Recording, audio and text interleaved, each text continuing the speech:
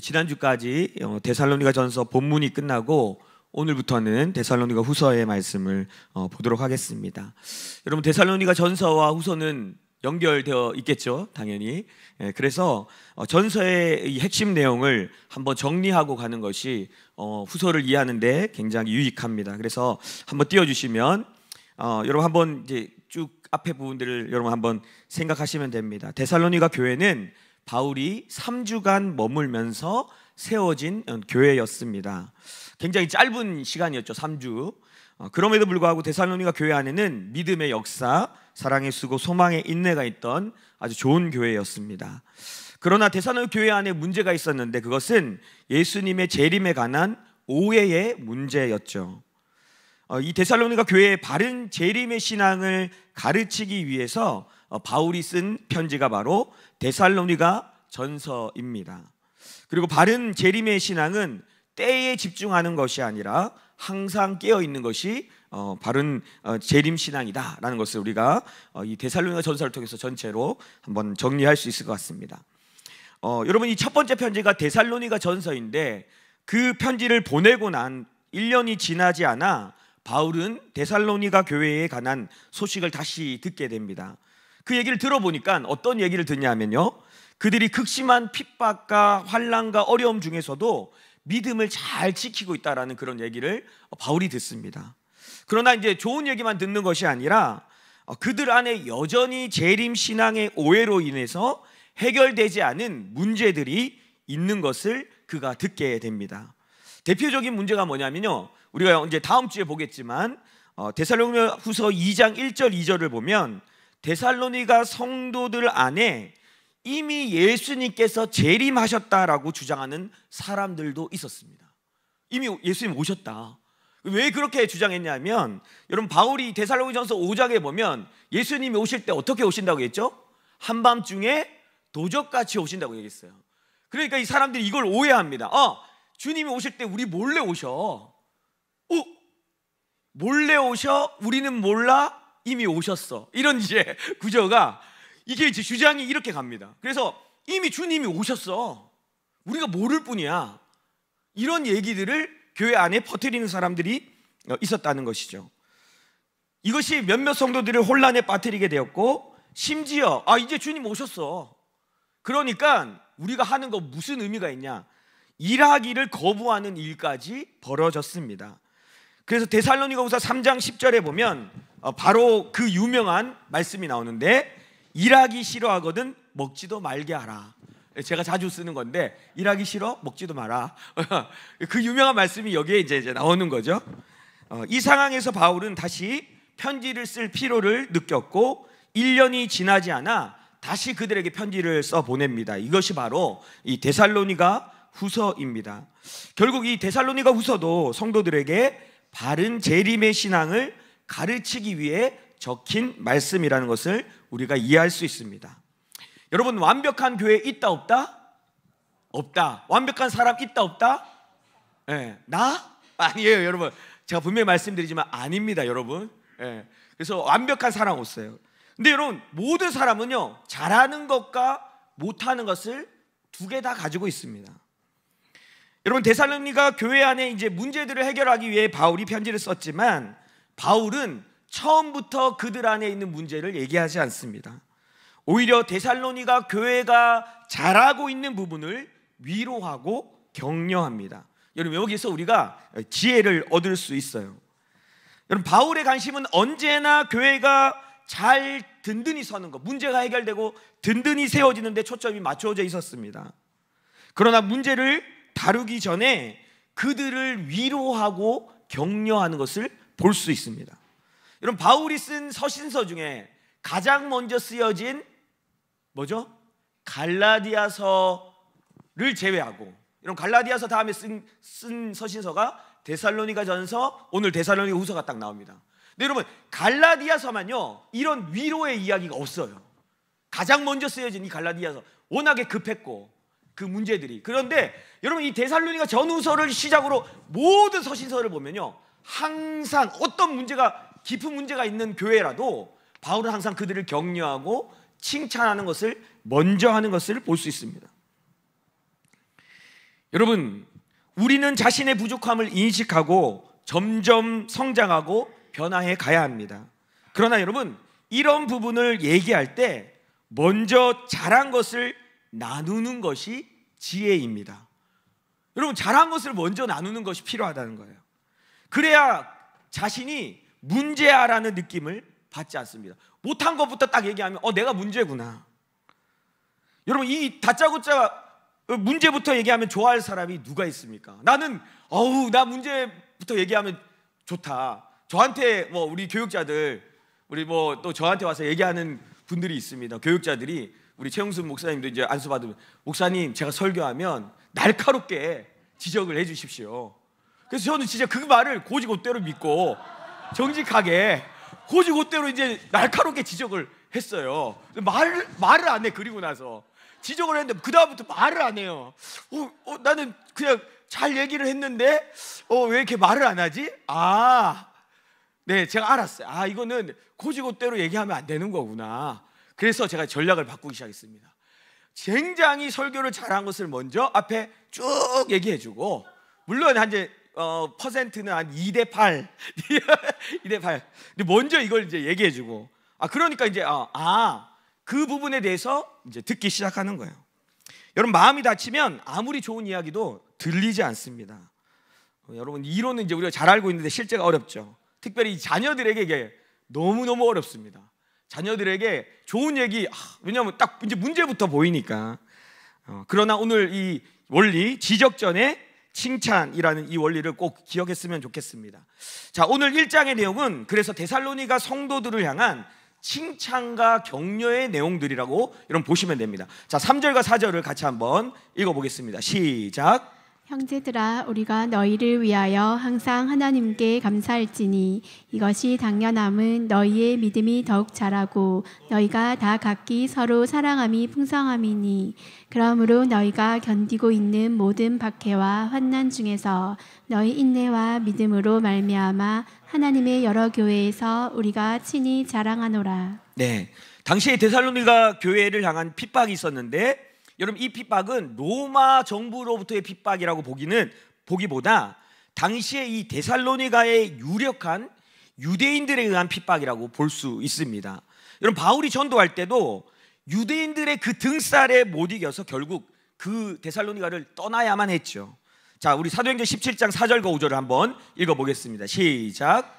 그 중에 어떤 사람 곧 경건한 헬라인의 큰 무리와 적지 않은 기브인도 권함을 받고 바울과 실라를 따르나, 그러나 유대인들은 시기하여 저자의 어떤 불량한 사람들을 데리고 떼를 지어 성을 소동하게 하여 야손의 집에 침입하여 그들을 백성에게 끌어내려고 찾았으나. 네, 유대인들은 바울의 전도 이후에 이 교회가 점점점 확장되어져 가는 것을 못마땅해 했고요, 결국 자기들이 가지고 있는 이 인맥과 돈과 권력을 사용해서 교회를 핍박하기 시작했습니다.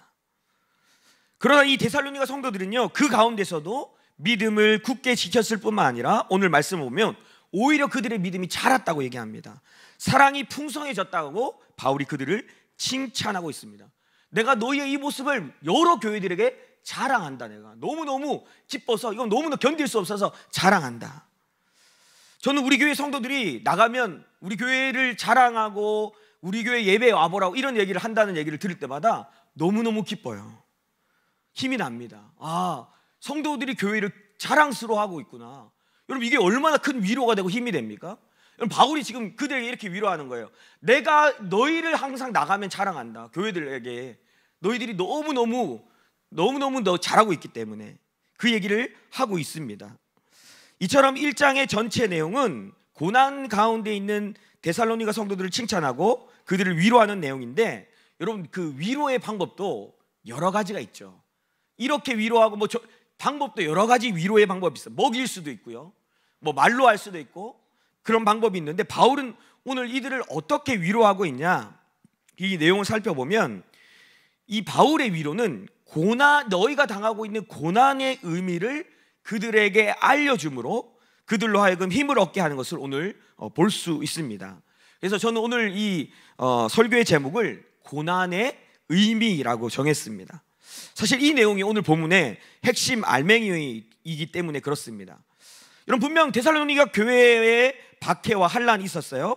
그러나 그들의 믿음은 오히려 성장했습니다. 사랑하는 성도 여러분, 우리는 주로 고난과 어려움이 나의 성장과 전진을 막는 요소로 여길 때가 많아요. 이 문제들이 장애물이다. 그런데 여러분, 사실 그렇지 않습니다. 오히려 고난이 나의 성장과 하나님 나라를 가속화시킨다는 거예요.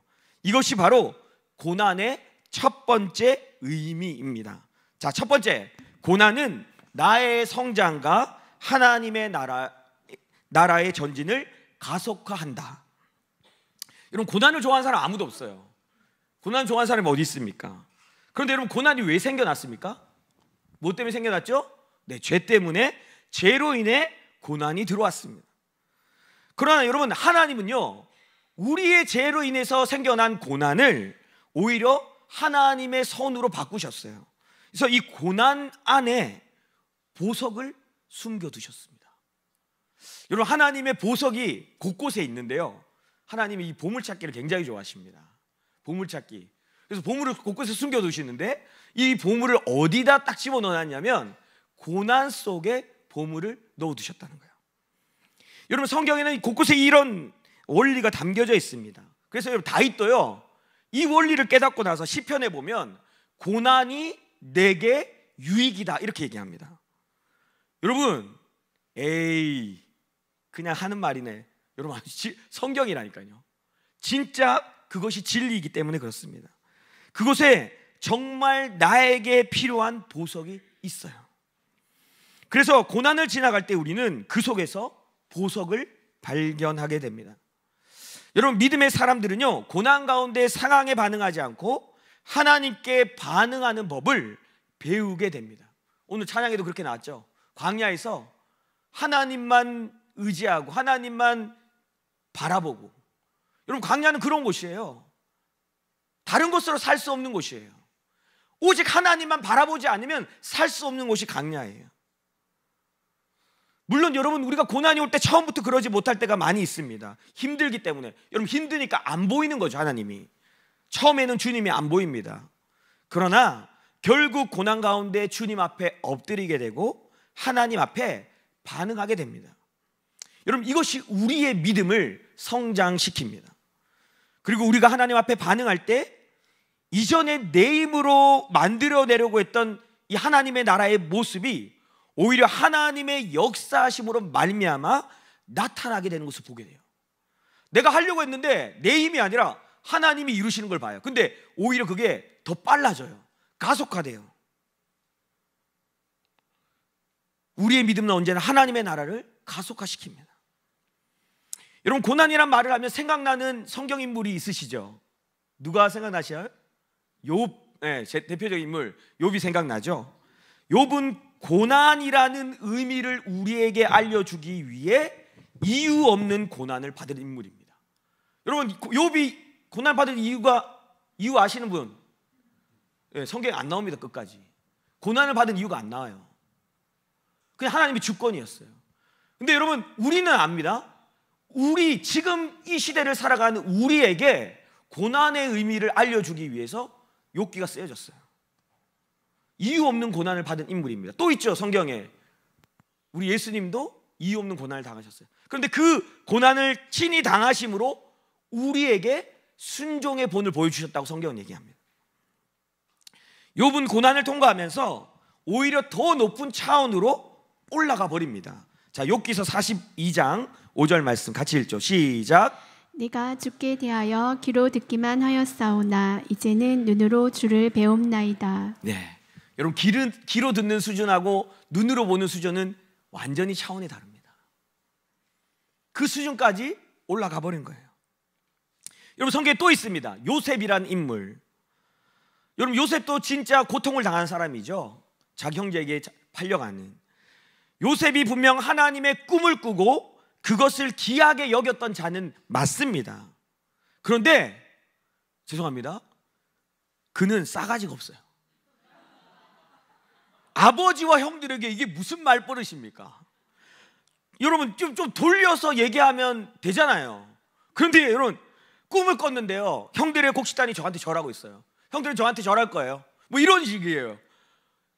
형들은 아무리 해도 저한테 안 돼요. 뭐 이런 식이잖아요. 여러분, 지금 얼마나 기분 나쁩니까? 좀 돌려가지고, 하나님께서 저한테 아주 특별한 꿈을 주신 것 같아요. 뭐 이렇게 좀 좋게 얘기하면 되는데, 형들이 이제 그걸 보고 얘 안 되겠네, 손 좀 봐줘야겠다.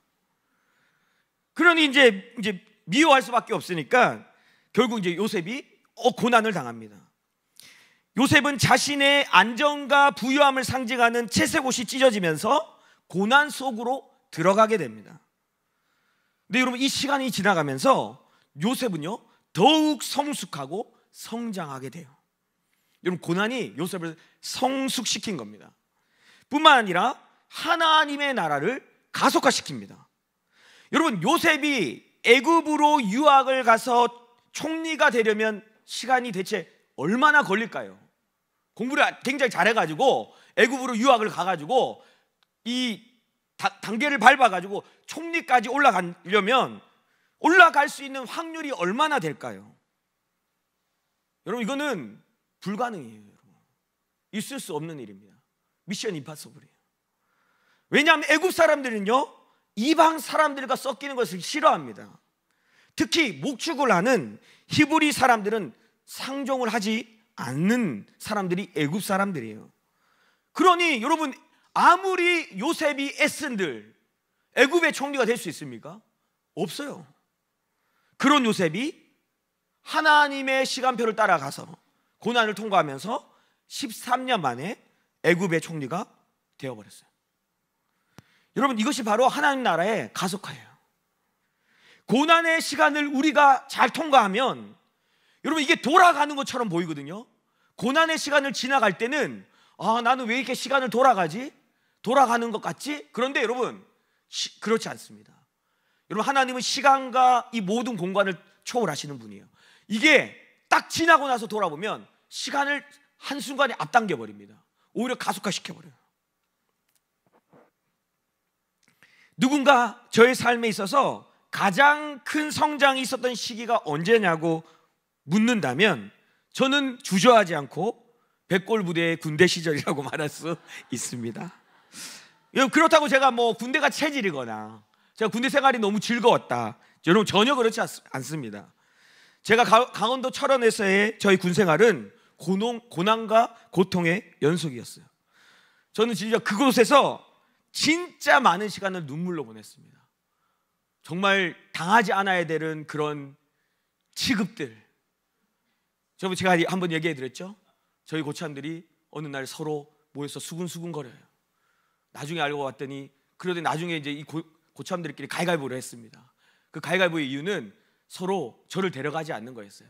저희 부대에 세 명이 들어갔는데 서로 데려가지 않으려고. 저 키 작은 저 친구는 서로 데려가지 않겠다. 쟤는 같이 훈련 받으면 분명히 낙오할 거야. 저는 한 번도 낙오한 적이 없습니다. 끝까지 이를 악물고 제가 견뎠어요. 하여튼 진짜 힘든 시간이었는데, 그럼에도 불구하고 그때 가장 영적인 체험을 많이 했고 하나님의 살아계심을 많이 경험하는 시간이었어요. 돌아보면 고난의 시간에 내가 가장 많이 성장한 것을 알 수 있죠. 여러분, 진주가 어떻게 생겨나는지를 아마 한 번쯤 들어보셨을 겁니다. 조개의 몸속으로 모래알과 같은 이물질이 들어가면 조개는 굉장히 고통스러워합니다.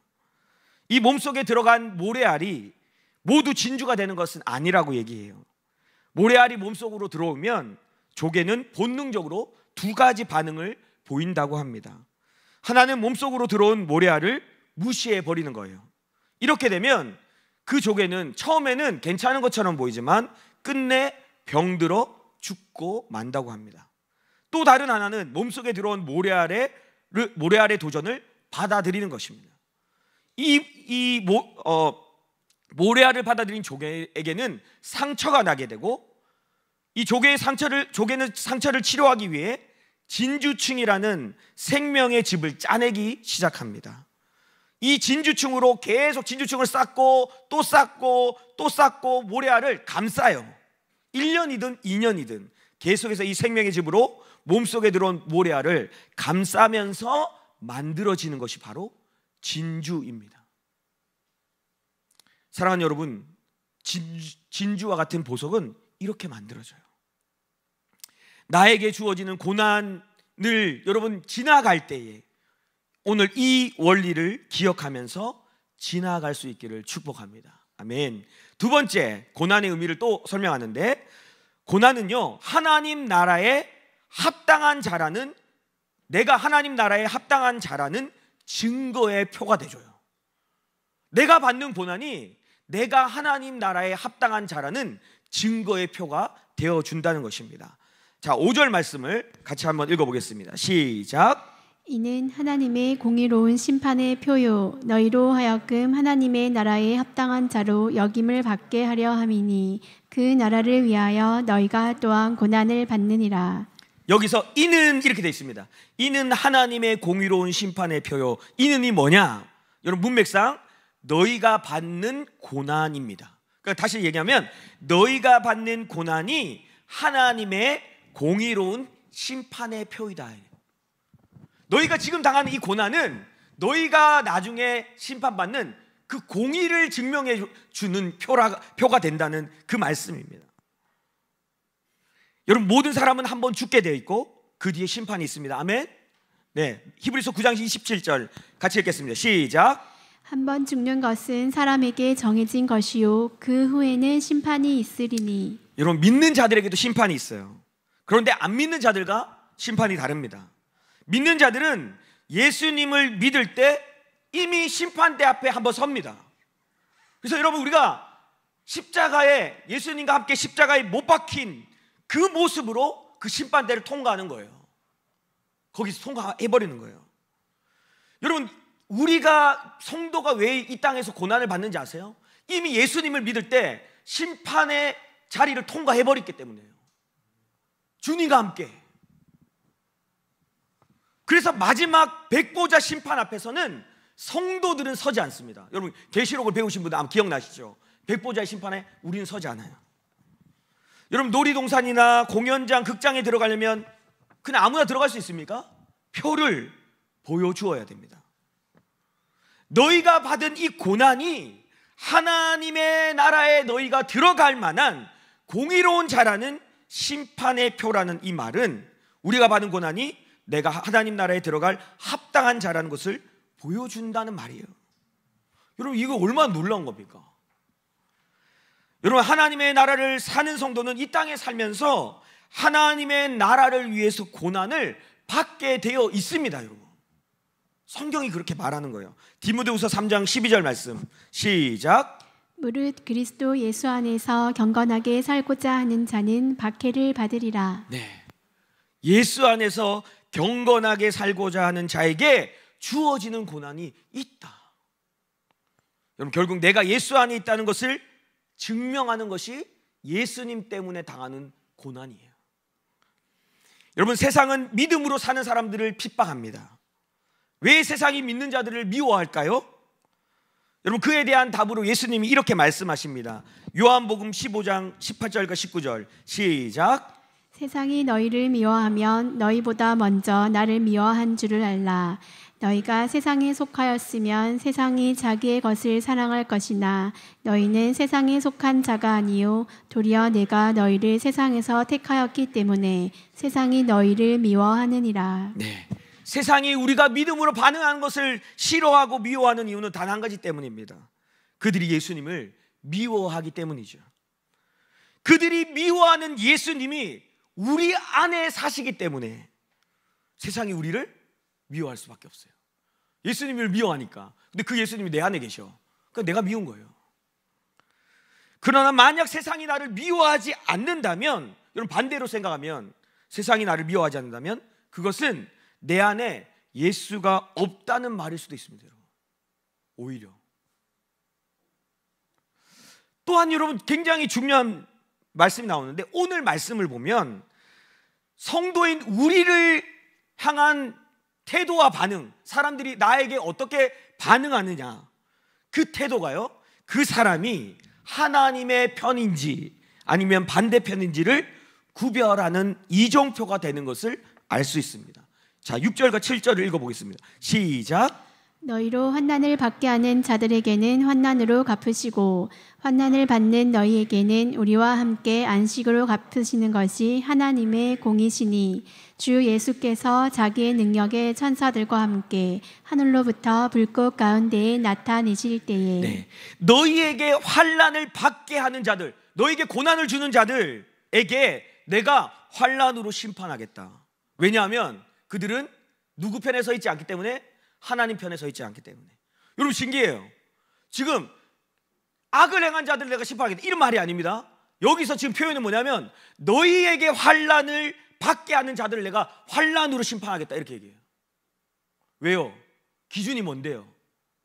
믿음으로 살아가고 있는 자들을 향한 태도예요. 이게 그들이 어떻게 우리 믿는 자들에 대해서 어떻게 반응하고 어떤 태도를 취하느냐. 여러분 이것이 하나님이 너는 내 편이냐 내 편이 아니냐를 결정짓는 기준이 된다는 거예요. 여러분 하나님 나라를 위해 살아가는 성도이시죠? 아멘.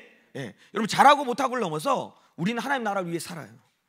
결국 마지막 때는 하나님의 나라를 위해 살아가는 우리에 대한 태도와 반응이 그 사람이 어디에 속해 있는지를 보여주는 지표가 됩니다. 여러분이 진짜 중요하고 귀한 자들이세요. 여러분 귀한 분이세요. 여러분들한테 함부로 하시면 안 돼요. 여러분 옆에 분들한테 함부로 하시면 안 된다고요. 네. 하나님께서 우리를 어떻게 대하시는지를 다 보고 계시다가 갚아주시겠다라고 오늘 말씀하고 있습니다. 물론 이제 그렇다고 해서 이것들아 나하고 같이 사는 거, 나하고 같이 상생하는 거 영광인 줄 알아, 뭐 이런 태도를 취하라는 말은 아닙니다. 그런 거 아니고 하나님이 존귀하게 우리를 보시고 모든 수고를 아신다는 거예요. 이것으로 성도들이 이제 위로를 얻는 것이죠. 여러분 마지막 때는 하나님의 편에 서 있는 것처럼 보이지만 하나님 반대편에 서 있는 사람들이 있다고 예수님 얘기합니다. 왜요? 오히려 하나님의 백성을 핍박한다는 거예요. 자, 요한복음 16장 1절과 2절도 읽겠습니다. 시작. 내가 이것을 너희에게 이름은 너희로 실족하지 않게 하려 함이니 사람들이 너희를 출교할 뿐 아니라 때가 이르면 물은 너희를 죽이는 자가 생각하기를 이것이 하나님을 섬기는 일이라 하리라. 네, 나중에는 하나님을 믿는다고 하면서 오히려 믿음으로 사는 자들을 죽이려고 할 텐데 그런 일이 나중에 일어나도 너희는 실족하지 말라 라고 예수님 말씀해 주셨어요. 여러분 그들은 그런 일을 하면서 오히려 자기가 하나님의 일을 한다고 생각한다고 얘기해요.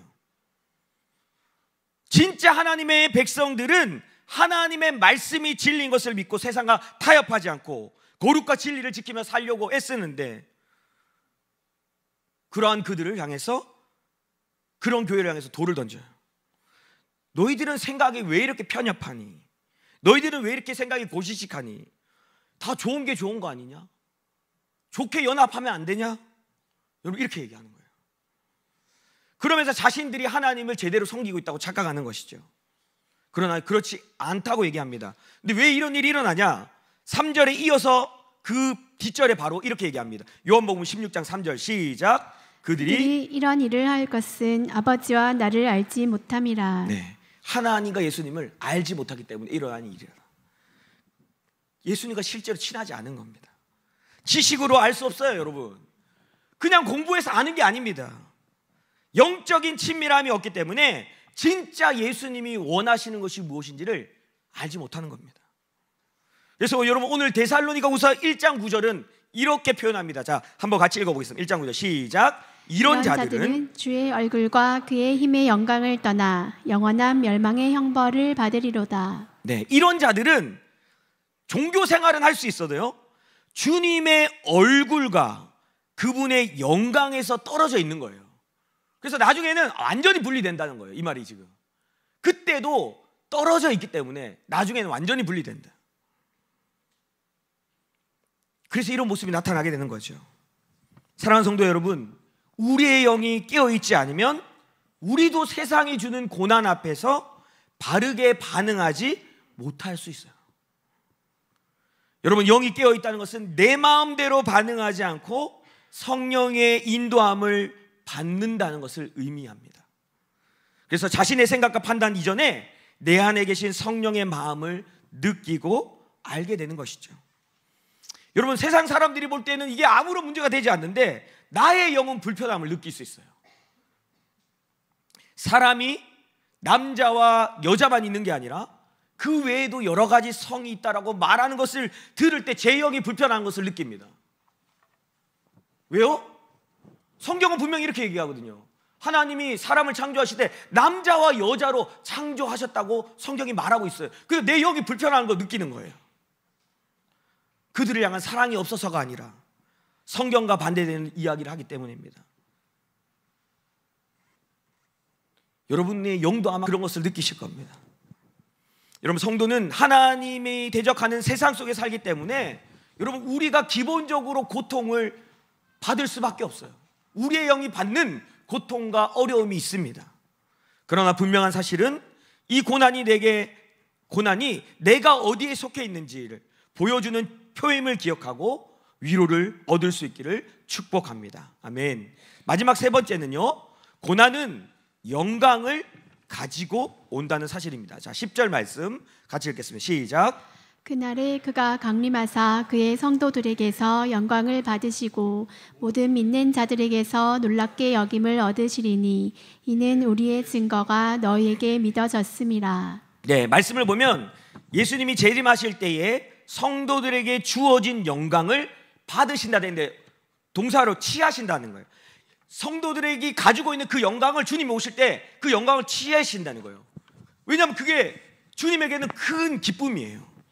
우리 성도들이 가지고 있는 영광을 주님이 취하시는 게 기쁨이에요. 그런데 문맥을 살펴보면 뒤에 이렇게 간로하면서 이는 우리의 증거가 너희에게 믿어졌음이라. 뭔가 말이 안 맞는 것 같아요.